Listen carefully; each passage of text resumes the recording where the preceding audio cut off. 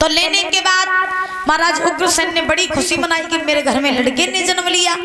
उग्रसेन ने बड़े बड़े संत महात्माओं को बुलाया, गुरु गर्गाचार्य जी को बुलाया और गर्गाचार्य जी को बुला करके उस बालक का नामकरण संस्कार करवाया। जब नामकरण संस्कार हुआ तो गर्गाचार्य जी ने जब उस लड़के की हस्तरेखा देखी तो खुले शब्दों में कह दिया है कि हे उग्रसेन, ये तुम्हारा लड़का तो जरूर है लेकिन संत महात्माओं को खूब सताएगा, अत्याचार करेगा, पाप करेगा, लेकिन जब मारा जाएगा तो स्वयं नारायण को आना पड़ेगा, इसीलिए मैं इसका नाम रख रहा हूं कंस। कंस नाम रख दिया। कंस नाम रखने के बाद में महाराज इधर गर्गाचार्य जी जो थे वो तो वहां से चले गए। कंस जो रहे वो धीरे धीरे धीरे धीरे बड़ा हुआ।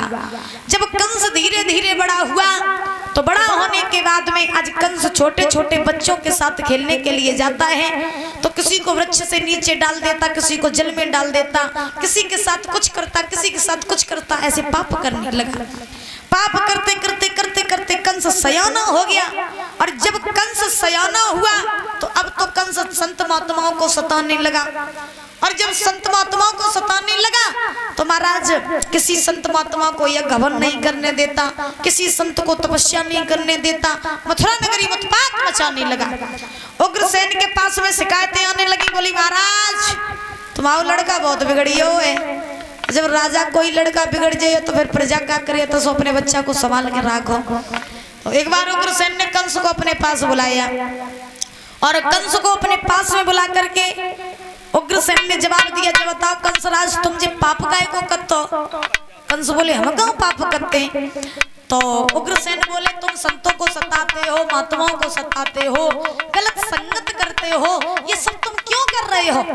कंस ने जवाब दिया, पिताजी हमें जलगत के बुढ़ापे के संग संग तुम्हारी बुद्धि बूढ़ी हो गई है।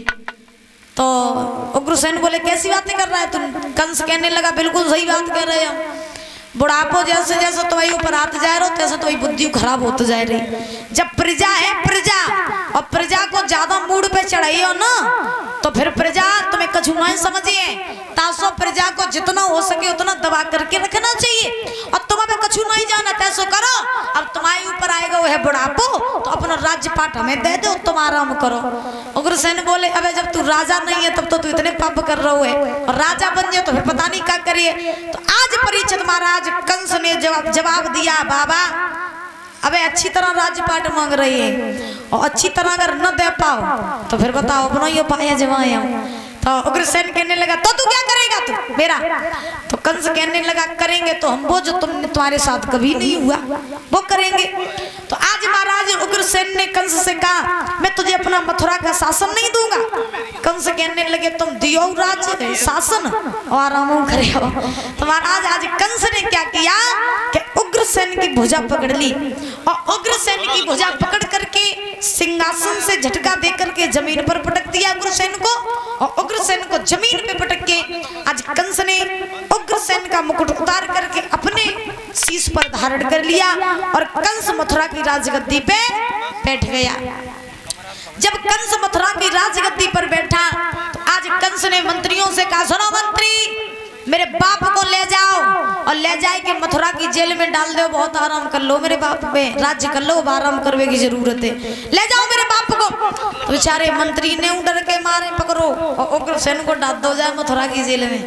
अब महाराज कंस मथुरा का राजा बना और जब कंस मथुरा का राजा बना तो नया राजा और नए नए कानून, कंस नए नए कानून बनाने लगा। ऐसा ही नहीं अधिकारी भाई जब कंस राज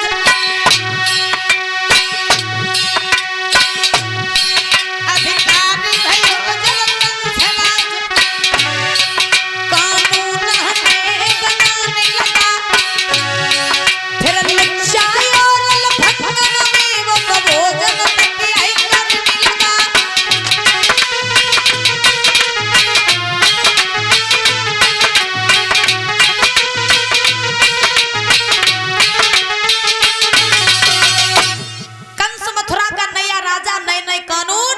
बनाने लगा। अब तो कंस ने पूरी मथुरा नगरी में ऐलान कर दिया सुनो मथुरा के लोगों, अगर आज से किसी ने भी यज्ञ हवन किया, किसी ने भी पूजा पाठ की और मुझे कोई भी अगर दिखाई देगा या पूजा करते हुए तो मुझसे बुरा कोई नहीं होगा। आज से जिस किसी का भगवान हूँ तो आज से सबका भगवान मैं हूँ। पूजा करोगे तो मेरी करोगे। अब तो महाराज कंस संत महात्माओं को पकड़ पकड़ करके मथुरा के जेल में डालने लगा।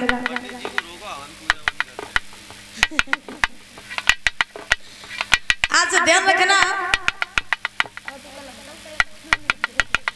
और इसी बीच में ये 50 रुपए रामजी यादव प्रवास है और 50 रुपए मुकेश प्रवास है, इनकी तरफ से आए हैं, बहुत बहुत धन्यवाद है। भगवान से कामना करेंगे सुख शांति प्रदान होती है, धन के भंडार भरे रहे। गोविंद भगवान की। आइए ताली बजा करके बोलेंगे बड़े भाव से, उसके बाद कथा में प्रवेश करेंगे।